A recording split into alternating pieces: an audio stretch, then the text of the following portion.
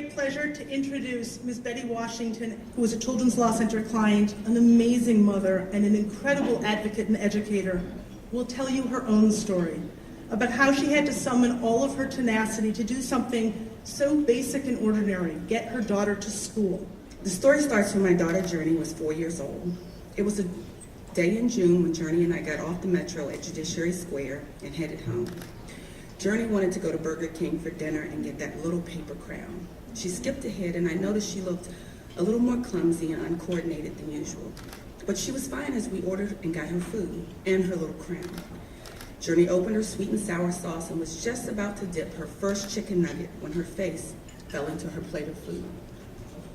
After months of doctor's appointments and new referrals, we got the diagnosis of narcolepsy with cataplexy. The diagnosis was not the only huge change for Journey. She was about to start school, and we were really excited. I had done my research and chosen to send my daughter to the first all-girls public charter school in DC. I sent letters, emails, I spoke to the principal and the nurse, letting them all know about Journey's diagnosis. Unfortunately, my calls and requests went unanswered until late September when Journey had a meltdown from the Ritalin prescribed as a stimulant during the day. Administrators felt her behavior was out of control. I was told that my daughter was not eligible for any services, except allowing for an afternoon nap and receiving her medication from the nurse during the day. The school believed that Journey's condition did not affect her day-to-day life activities, which for her was going to school. Administrators also suggested that they did not have to help me because I'd chosen to send Journey to a charter school and not her neighborhood school. I continued to push for several more months, but from August to January, I didn't get anywhere. Finally, I met someone at DC's public charter school board who suggested I contact Children's Law Center.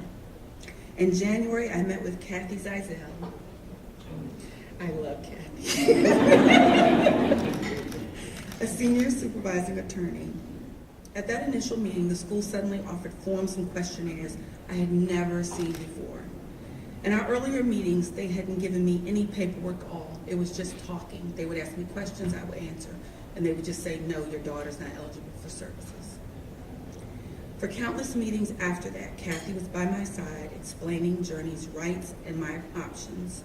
She always asked what I wanted for my daughter and told me step by step what she would do to make that happen. But my daughter would not be able to go to school and to be safe today if not for one lawyer quoting law and regulations and never ever giving up. So thank you so much for your support. You've made a world of difference for me and my family.